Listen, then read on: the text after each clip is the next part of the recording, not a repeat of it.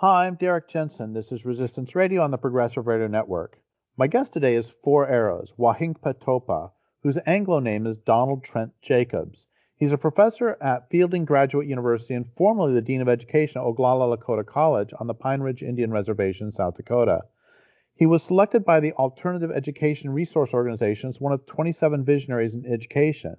He received the Martin Springer Institute Moral Courage Award for his Indigenous-based activism and was involved in creating the first marine no-take zone on the Pacific coast of Mexico.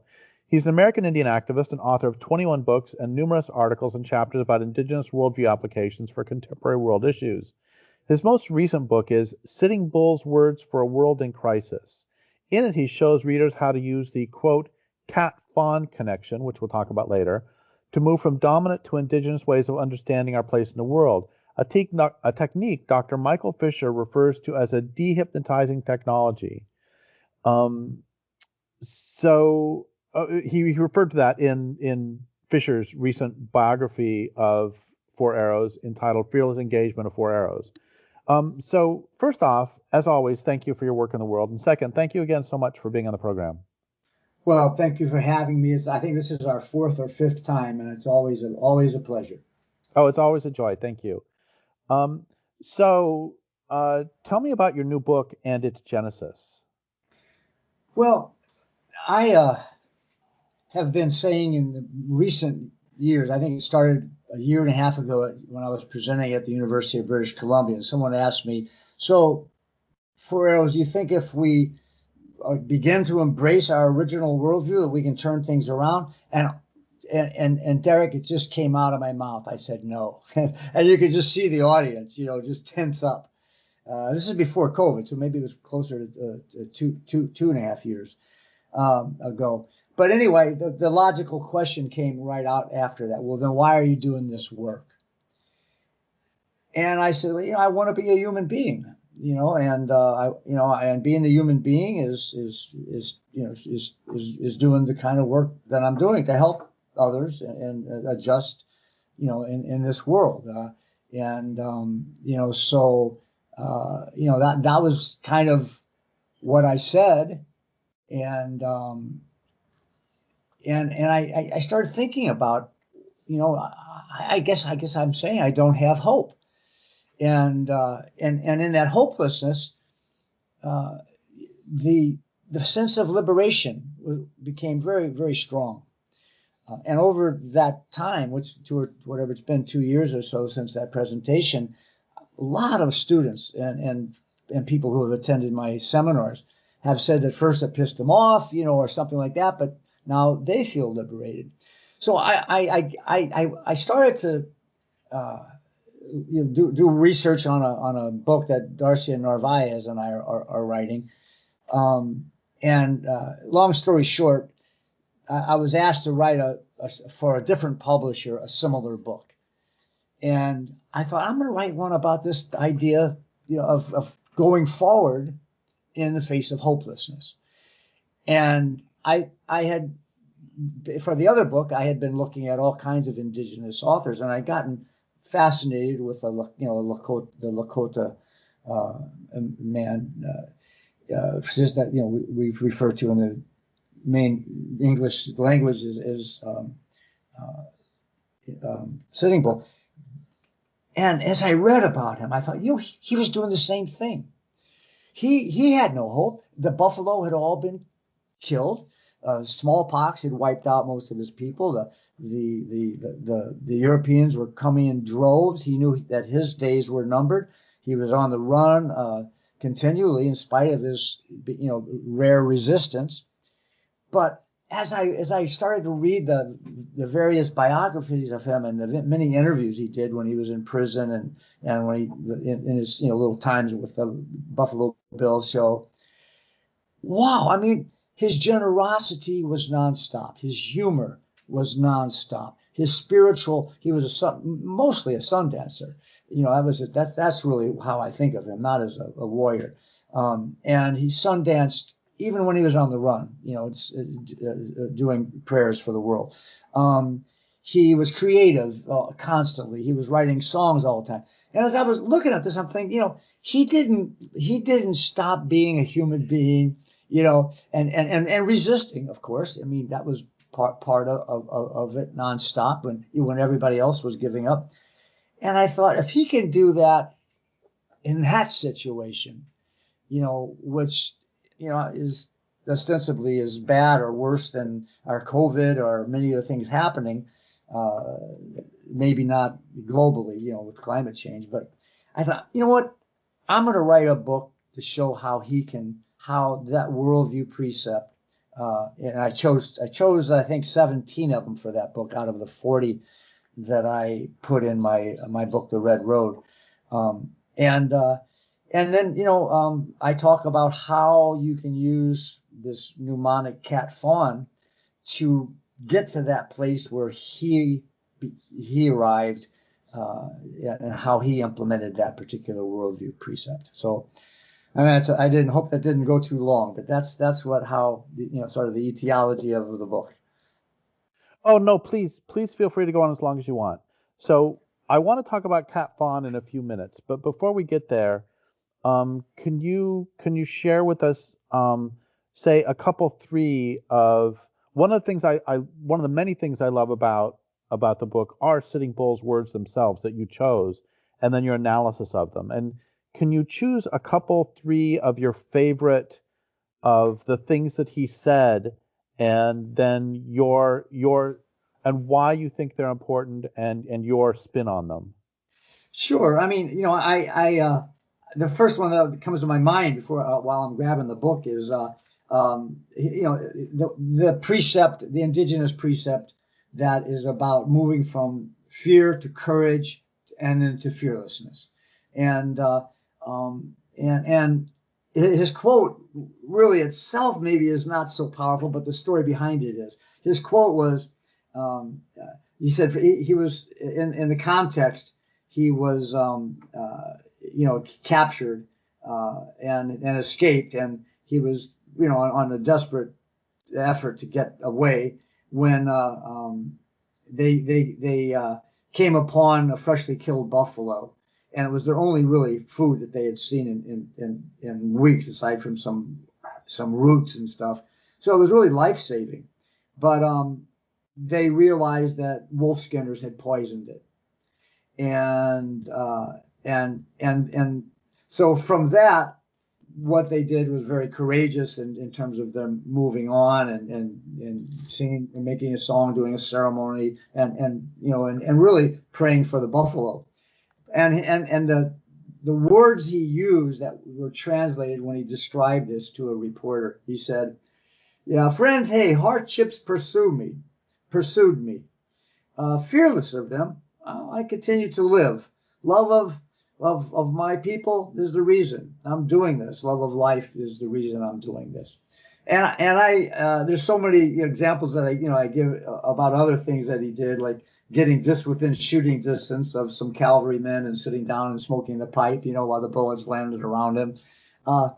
This idea of fearlessness is so represented, and of course I lived with that when I was on Pine Ridge with my Sundance brothers and sisters. But that would be one. Let's see. I got the book now. I'll just thumb through and grab another one.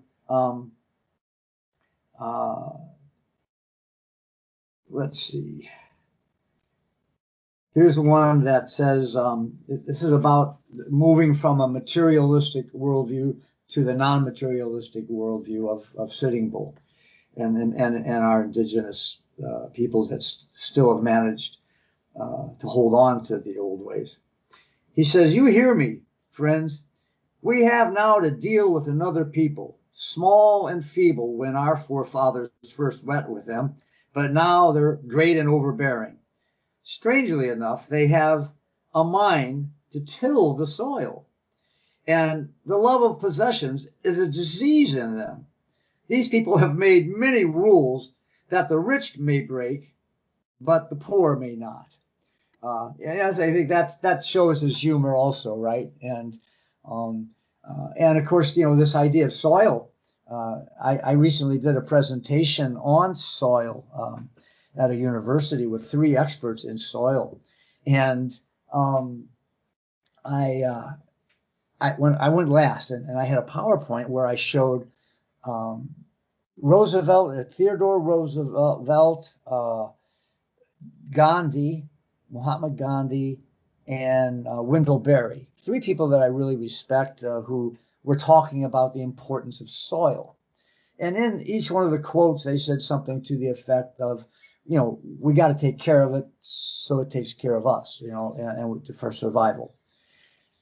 And as I showed those three quotes, I said to the audience, I said, I'm really honored to be with these soil engineers and experts, and what they say is so true about what's happening to our soil, etc. But what they're saying isn't going to do any good. That information is not going to do any good. Of course, everybody kind of scrunched up a little bit, and then I made a joke about it, and then I said, let me tell you why.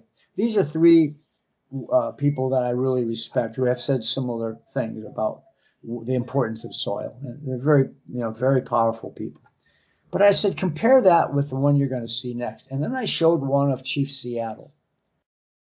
And maybe I'll grab it for later if I can find it on my computer. But in essence, his was saying, talking about the dancing soil beneath his feet and its lovingness, and how it remembers, as does he, the times that came before, and nurtures the blood of his ancestors. And in other words, it was just very, very different.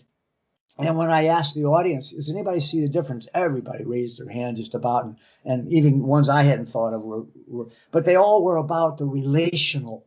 The earth as an unloving it was not the perspective. It was earth and all of its systems as living and loving, and so that's kind of how we take off on some of these quotes.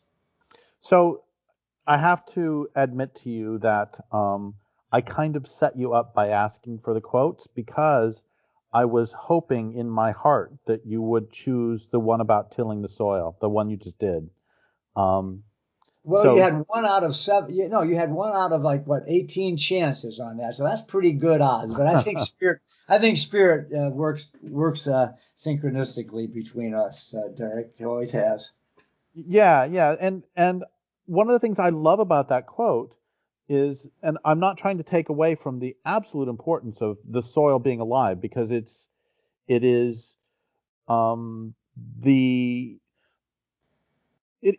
most important thing on the land. I mean, if the soil isn't happy, then nobody's happy. And I love the fact that we in this culture perfectly accept plowing as an absolutely normal thing, but it is utterly atrocious, and it's skinning the planet alive. So I love that he denormalized it. Yeah, didn't he? And kind of with a tongue-in-cheek sense of humor, and making some real clear, frank statements that we go, whoa, I guess that's true, right? I remember, with what you just said, Bill Moyer. Do you remember his documentary many years ago called Earth on Edge, where he interviewed 3 Kansas wheat farmers, 2 of which were doing tilling of the soil, and 1 which was not. And they are huge farms, 10,000 acres or more. And he asked the farmer that was doing the organic approach, are you making as much money as the 2 guys who are doing the tilling and using all this fertilizer, which you're not using? And of course, Bill Moyer would every once in a while flash to the Gulf of Mexico to show how the Mississippi River Delta was creating death zones, all huge death zones, the first of the death zones that were being advertised.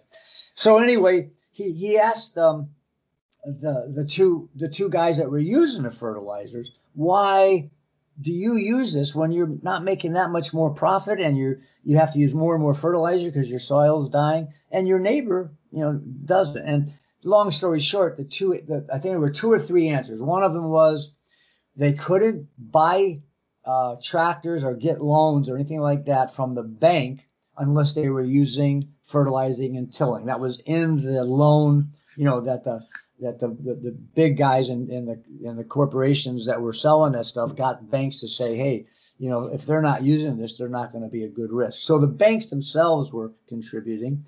The other one was because what my daddy did. And the third one was, major, advertisements and taking some people and, fixing them up with dates and good deals, right? But I remember walking away from that thinking, those are the three things that are killing us. So it's a good choice that we did on the soil for sure. So let's sort of move to the heart of this and talk about CAT-FAWN. And I need to say to people, it's all caps, CAT-FAWN. So what the heck is that? Well, when I got out of the Marine Corps back in 1969, I had a big chip on my shoulder, Vietnam chip. And I tried to get rid of it by doing, dramatic kinds of athletic endeavors. And I was a firefighter at the time, and I asked Dave Carr, a friend of mine, if he'd like to try to be the first to ascend the Rio Urik River in central Mexico. And in fact, if folks want to see the entire story in photographs and narrative, just put in the shaman's message in YouTube, and you can watch the whole thing. But long story short, I had a near-death experience on the river. And after the near-death experience, Wahinkpe Indians helped us climb out of this 8,000-foot canyon, because it was the Rio Urik in central Mexico, which is deeper than the Grand Canyon. And as we were coming out, we got lost, and we never would have made it. It kept coming into dead-end barrancas and stuff like that. But the young Indians kept showing up from, turned out to be, miles and miles and miles and miles away to mark a trail for us. And one day he had a dead fawn, FAWN, over his shoulders, that the feet were bleeding. They're such great runners, he literally ran it down until his feet were bleeding. And then, conked it to take it back to his village. Then, earlier, right before that, Dave and I had escaped into a cave as the river was rising. And the water kept coming up, and we kept climbing up until we were on the top shelf, not knowing if we would drown, when a onça, which is a mountain lion, walked over our two sleeping bags on this narrow ledge. And, we were like a couple of kids, and I holy shit, Dave, did a mountain lion just walk over our sleeping bag, that kind of stuff, right? But we all of a sudden realized he disappeared, and so he gave us the way out. I had a vision the next day or two of these two animals, after seeing the one with the guy, the Wahinkpe carrying it. I had a vision that turned it from the animals into neon lights with the big capital letters. And long story short, after that, I spent a long time, many years, including going and getting a second doctorate to understand it. And here's what it means. CAT, think of it as spontaneous hypnosis. Think of it as mass hypnosis, and why we do things like pollute our water and pollute our air, which couldn't be more illogical. How else can you explain them besides it being some phenomenon that we could use the word hypnosis or trance-based learning to describe? Also, CAT, meaning concentration activated transformation, is how indigenous people kept themselves in harmony via ceremony. Ceremony is really just a trance-based learning exercise. And without knowing the terms of hypnosis and brainwave frequencies, they knew with intention and with focus and imagining what outcome they wanted, whether it was to be more generous or to hunt better. Ceremonies were used continually, but they were a CAT phenomenon. All creatures become hypersuggestible to the instructions of a perceived trusted authority figure during times of stress. And if you go on, since we're talking about YouTube, put in wild horse hypnotist, you'll see how I learned this from wild horses. And so think about how a young child who's in hypnosis the first 5 years of their life, just about, they're in brainwave frequency alpha and lower, and that's why they can learn so many languages. Well, think of a teacher comes up to them and says, "You're never going to amount to anything," right? And how that can have a long-term thing. So CAT lets us know that there are reasons we believe things that are not good for us, that we can come back and look at if we understand this phenomenon of hypnosis. And also, once we understand the cause of it, we can use self-hypnosis, because all hypnosis is self-hypnosis. You don't need to be paying somebody like me who taught it at UC Berkeley $300 an hour. You can do this yourself. And so you can do it yourself to transform away from these brain synapses that have programmed us to be doing things on the wrong side of the worldview chart. Okay. So that's CAT. Go ahead. So I've got a couple more questions before you go to FAWN. Good. One of them is, I remember when I read Lewis Mumford, I loved so much of what he said, but at the time I read it, I was still in my 30s, and he hated rock music, and I objected to that. And then a little bit later, a few years later, I saw a video of AC/DC, the band, playing at Rio del Plata, and you have 100,000 young people all pulsating and chanting to the words, "I'm on the highway to hell." And I suddenly got his analysis, and I was thinking about power chords and how they can open us up, and that can be a wonderful thing within a community where you are attempting to mend the community or something. But also, when you have when it's done irresponsibly, that can be really scary, because communal singing is a profound communion. And then also I'm thinking about television and just how I'm just meandering. So No, could you're you? not. I mean, and actually, in my original book on this trip into Copper Canyon, it's called Primal Awareness, a true story that Inner Traditions published back in 1998.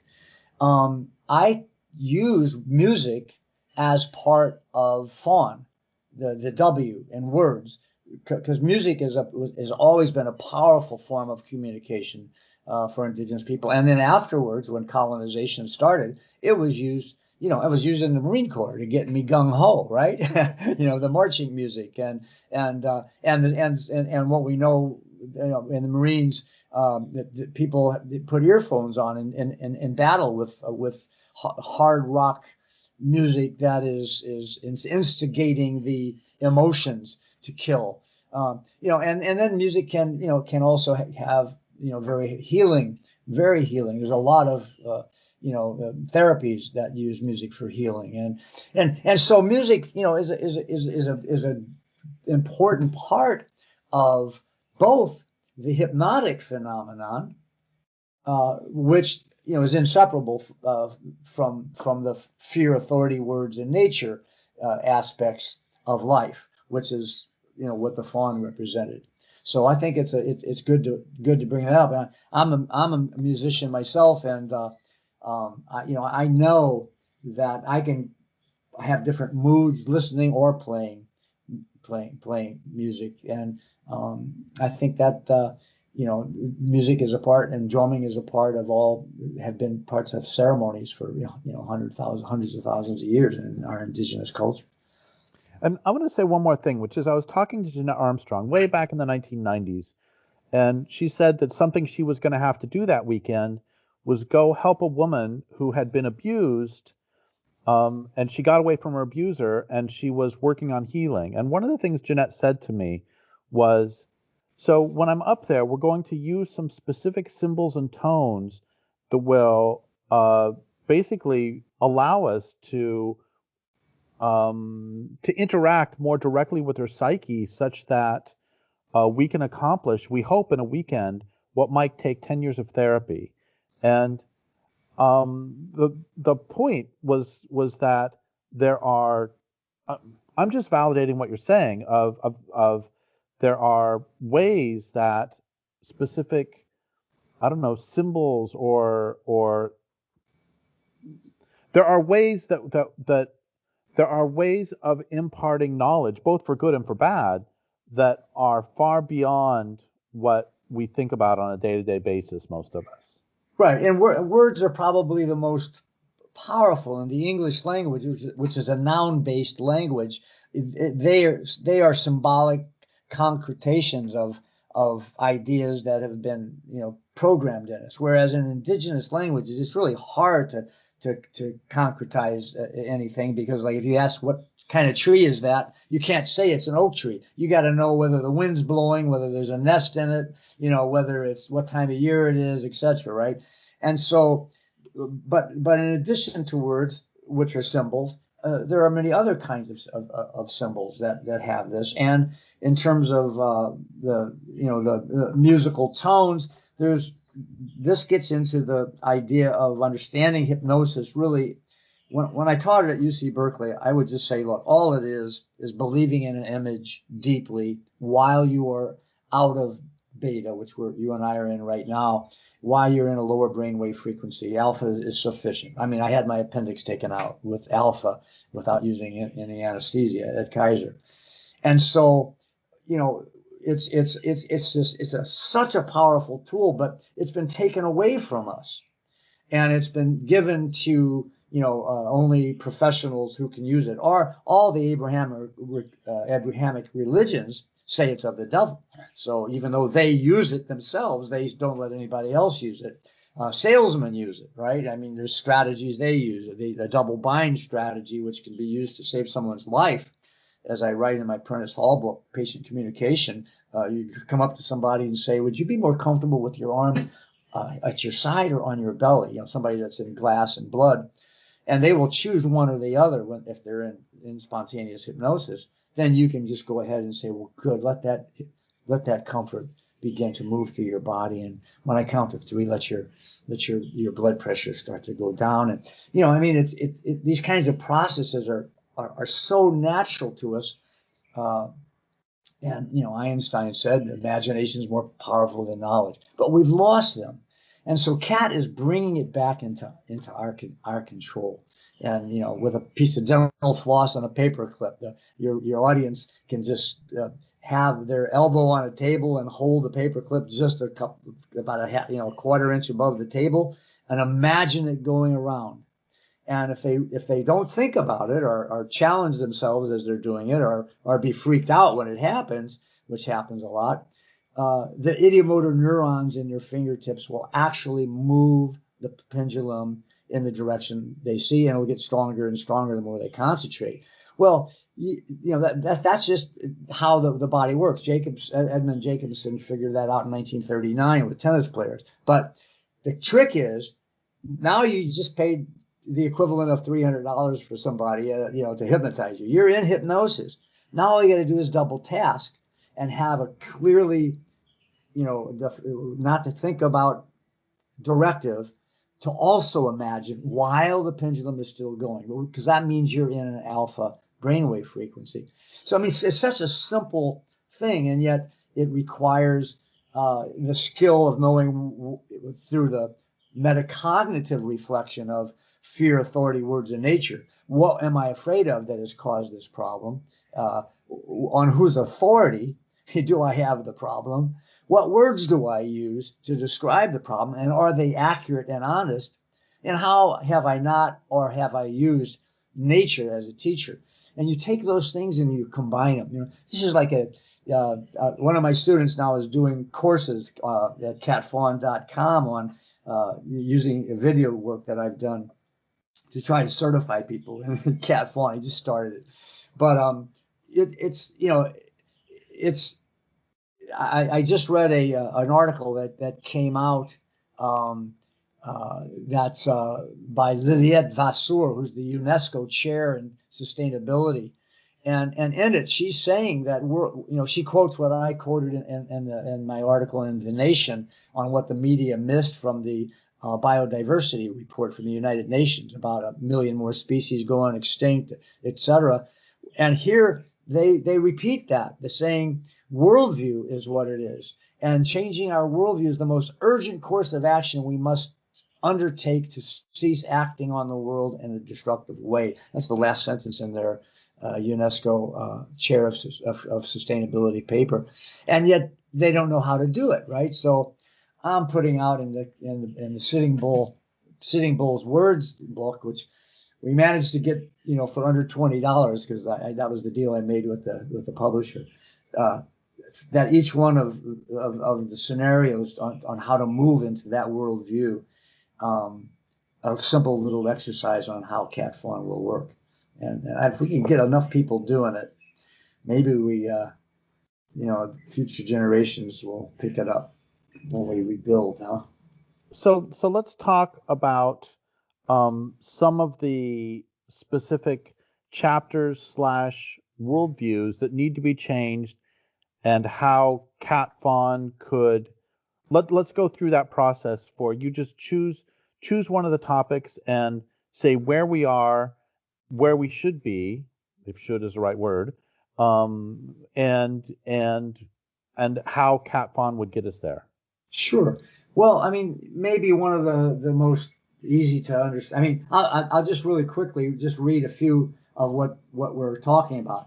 I'll start with the common dominant worldview. You see, under this theory, Derrick, I use Robert Redfield, a father of social anthropology from University of Chicago. He said there's only two worldviews. There were three that included the East, but it got subsumed by the Western one.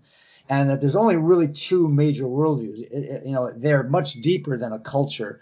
And under each worldview are a great diversity of cultures, beliefs, philosophies, spiritual traditions, right? So under the common dominant worldview is hierarchical. Common indigenous worldview is non-hierarchical, right? Fear-based thoughts and behaviors versus courage and fearless trust in the universe. Materialistic versus non-material. Earth as an unloving it to earth as all systems as living and loving. More head than heart, more heart than head. Lacking empathy, empathetic, etc. Right. So there's 40 of them that are I think easy to find in my work. But anthropocentrism versus animistic or biocentrism is probably one of the most important ones, if we could say it. So this idea of being human centered, this idea of a strictly humanistic approach to life in this foundational understanding that we have, it's what's killing us. And in fact, some of my colleagues at the university have a chapter that came out recently called "Anthropocentrism is Killing Us." So if we talk about that, somebody wants to deal with COVID in a way that's actually constructive. And so they do a little bit of research, and it doesn't take much to do it on even Google and to be able to pick out what's bullshit and what makes sense. They're going to start seeing, well, wait a minute. We go back to the 13th century pandemic. We go to 1918 pandemic. They're caused by deforestation, essentially, and how that causes different animal groups to be together that shouldn't be, including our animal group with the others. And so we go, wow. So you start with that and you go, well, why are we so cruel to the other than human sentience, including trees and plants and insects and birds. And they come just to a cognitive realization. Wow, we should have more respect for non-humans. We shouldn't be so arrogant. So now they're at that stage of the metacognitive part using FAWN, and you can do that with FAWN. By asking, whenever you start to deal with a problematic, whether it's a personal one or the global one, what is it how fear caused this? What is it that relates to us having fear? And you come up to a lot of answers, right? I wish we had time to go through the whole thing. We also have then on whose authority are the beliefs that we're operating under. that natural resources are, strictly for humans. I wrote a book with Walter Block, the endowed professor at Loyola, who is Ron Paul's guru. He's calls himself a Jewish libertarian, and I invited him to write a book with me. Because I disagreed with everything he said. I said, let's see if we can find common ground. I gave a copy to Alice Walker, who's my neighbor down here in Mexico. She threw it in the trash and said I was in bed with the devil. So I disagree with her on that. But I learned from him that he truly believes, and the capitalistic system truly believes, that everything on earth is for the sake of human beings, right? So this is the anthropocentrism. And it doesn't take too much to get to saying, okay, I get that. But how do we get to where we start respecting the wisdom of a cockroach or an ant? That's another step, isn't it? Or we talk to a tree like we do at our sun dances, right? And ask permission to be able to cut it down so it gives its life to us for being able to continue on in a good way. How do we get there? Well, we got to figure out, what's the authority that gives me the belief I have? So now we've moved into the authority. And then, because words are so powerful, Kipling says they're mankind's most powerful drug. What words do I use? Well, words, if somebody came to me, a woman, say, who was obese and wanted to lose weight, and I said, well, what do you say if you're naked looking into the mirror? And she says, I'm fat, I'd say, we got to get accurate here. That's what, it's all about accuracy and truth as best we can probability it. And I said, yeah, if you were fat, you'd be in a jar, right? And so then eventually she says, well, okay, I'm a beautiful woman who happens to have more adipose tissue on me than I feel is healthy or desirable. Oh, good. That's progress, right? So now you got new words to work with, right? And so you can dehypnotize yourself via the words you've been using, because we use words all the time. I've had people that come to me when I was in practice, executives who sweat under their arms every time they go to a meeting, and I just ask them, what do you say right before the meeting? And they say, I have to be on time.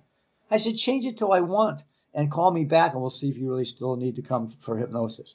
And invariably they would call back and say, you must have hypnotized me, you're on the phone. I said, no, you're stressed, which means you're in hypnosis probably. And then you say, I have to, and bingo, that's very different than I want to. This is how, Derrick, this is how simple this is in a way, right? And then, of course, after the words, before you go and do this CAT and start to transform yourself, go out. And even if you're in a concrete jungle, go find a pigeon or some weeds coming out of the cracks in the sidewalk or an insect and study it. Study it with the mindset that it is a teacher. That's how we live for 99% of human history. And do that, and then come back and let the intuitiveness of that be a part of that metacognitive reality you now have from having gone through FAWN. And now, and realizing that CAT brought you to a lot of it inadvertently.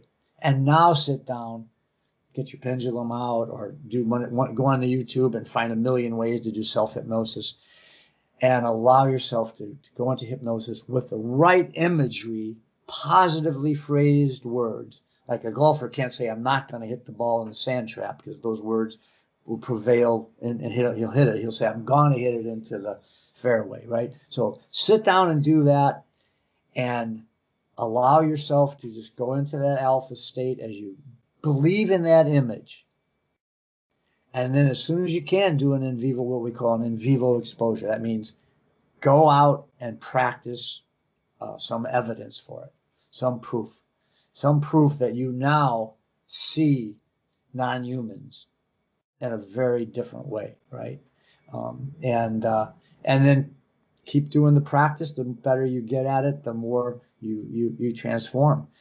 We did this. David Levine just did a 8-week class, 2 days a week, on this CAT-FAWN. After the first one ever done, we just finished it about 2 weeks ago. And of the 17 students that are, there were people from different walks of life around the world, very talented people actually.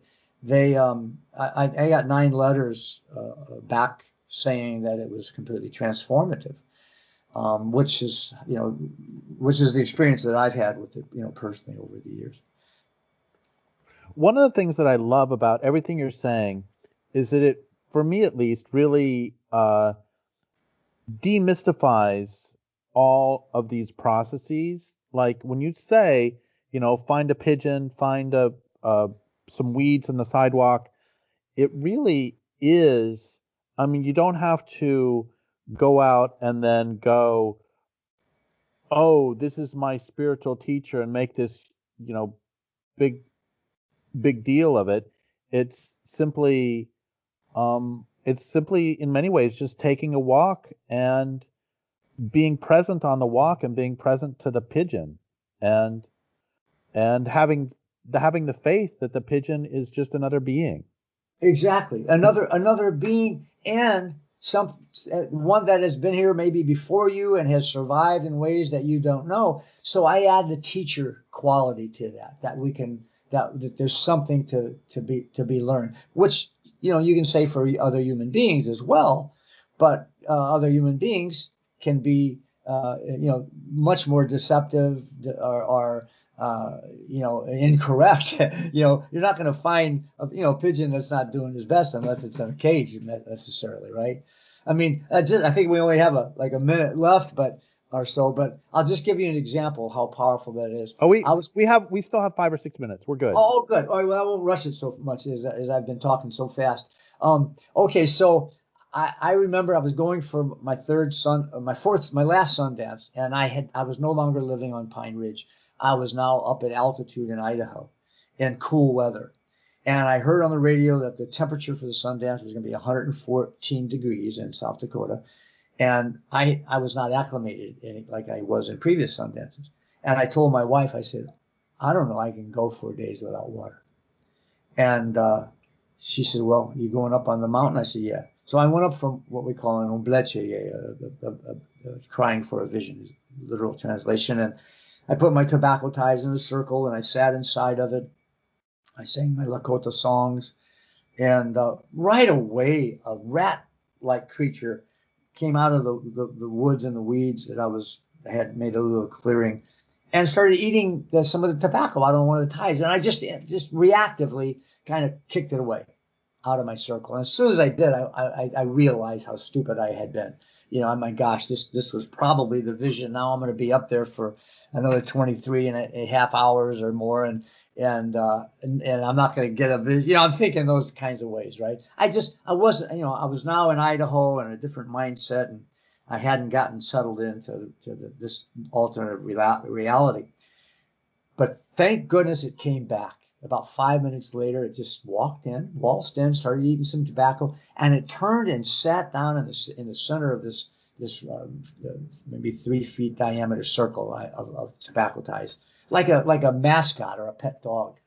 And now I knew that this was it.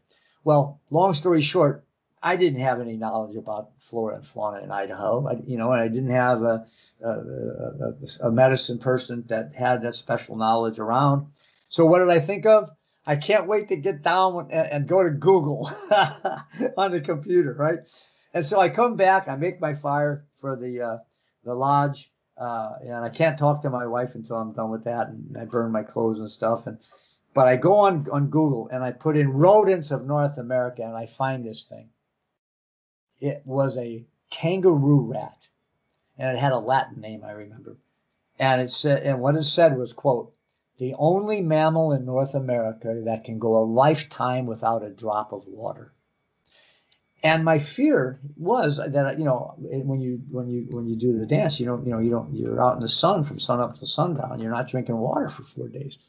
And here I go up and so there's a lot of synchronicity involved with it as well. Not just the learning, of watching, a bunch of birds doing something or a line of ants, right? And really focusing on their sentient potential that you never thought of before. But there's often times that there will be something, if you go and learn about that animal, if you go learn about that that creature, you will, something will happen. Something will happen, and you can Google it, learn about it, and it's going to connect you and go, oh my gosh, that relates exactly to the problem I'm talking about, So everybody should be, using that should word. It's best if everybody really starts to get out of this human-centeredness, and that includes, reading, if you need to read Western books, you can read, like The Secret Life of Trees and look at the rooted ones, right? But giving appreciation for them every morning. Like 25% of Indigenous days are spent in giving and thank you. And that's for people that still hold on to it. And I reckon there's probably over 60% of our American Indian brothers and sisters now that we've lost touch with ceremonies. We've become missionaryized in one way or the other, and so we've got to also at the same time do what we can to stop the genocide against those few cultures and groups in cultures around the world who are still holding on to these ways. So that, but in the meantime, that's place-based knowledge, which I'm ignorant of because I don't speak fluently, and I wasn't raised with the traditional values, etc. But worldview belongs to all of us, and even though Indian country is divided on who can teach it, the people like that Fools Grow and White Standing Buffalo and Rick Two Dogs that I respect all say, no, we're all in this together, and this is something we all need to be working on. So I guess I love the bit about I love everything you said, and I'm thinking about the kangaroo rat, and it reminds me of one of my favorite lines I've ever written, which is I don't remember the line though exactly. It's basically that we misperceive the world because we should perceive the world more like we perceive our dreams, by which I don't mean not real, but by which I mean full of meaning. So if I see a horse in a dream, if I see a horse when I'm just driving down the road, it's like, oh, it's another stupid horse. Who cares? But if I see a horse in a dream, it's like, what does that horse mean to me? What are the memories associated with it? What do horses mean symbolically? And I mean, you could easily have just gone, oh, it's another stupid rat. But it ends up that this is, that if you saw a rat in a dream, you would have known. But all we need to do in many ways is just convert our perspective on how we perceive dreams as full of meaning. Here's what I'm trying to say. Sorry it took me so long. Is that the world is full of meaning. Absolutely. Absolutely. And if we have a worldview, this is this fundamental way that we conceptualize reality that is unconscious mostly. If we have a worldview that denies what you just said, if we have a worldview that doesn't allow for that, then no matter how much we want to save the planet, if we're in that group, it's not going to work, right? And so what can be more important or more influential than the way a person or a community or a nation or a culture or a world conceptualizes reality? And that's, I don't like the German word Weltanschauung for worldview because, from the indigenous perspective, we don't see the world, we experience it. But the word is being used more and more by scholars to go deeper and deeper, like the UNESCO article that I commented on, right? And so I think if we don't start doing worldview reflection, which Edgar Mitchell, the astronaut, the seventh man to walk on the moon, said, is not only did he say that that's the most important thing, and right now the Institute of Noetic Sciences that he created is the first to start kindergartners on worldview reflection. And it's not a coincidence that Edgar Mitchell said only a handful of visionaries understand that our solutions for sustainability rest in our original indigenous worldview. And I think that's what we've somehow got to get past our arrogance and thinking that we are romanticizing the indigenous to say that, because it belongs to all of us. Well, and it's simply true that the Tolowa Indians lived and continue to live here. They lived in this place for 12,000 years, and at least, and the place wasn't trashed. And the dominant culture has been here for 180, and the place is really trashed. So no matter what else you think of them, you cannot deny that they lived here for 12,000 years at least without trashing the place. Absolutely, and and that's what this in 2019 when the biodiversity, the United Nations biodiversity report came out. It was on the front page of every paper in the world, saying there's going to be 1 million more species of flora and fauna that will go extinct in a generation. And boy, then it was gone. It was gone. But I got the document, right, and I read it. And when I read 7 times in that document, Derrick, they said things like, and this is a quote: nature managed by indigenous people who possess their original worldview is all under increasing pressure, but is generally declining much less rapidly. And then there was another place in it where it said extinction rates were non-existent or severely reduced. But they talked about worldview, and I couldn't find anybody talking about it. So I sent it to the editor of The Nation, and I said, somebody's got to do this. And they wrote it, and if you Google it, it's just what the media missed from the UN report, right? And so I think this is definitely one of our more important interviews, Derrick. Well, thank you so much, and thank you for all your work in the world, and thank you for being on the program. And I would like to thank listeners for listening. My guest today has been 4 Arrows. This is Derrick Jensen for Resistance Radio on the Progressive Radio Network.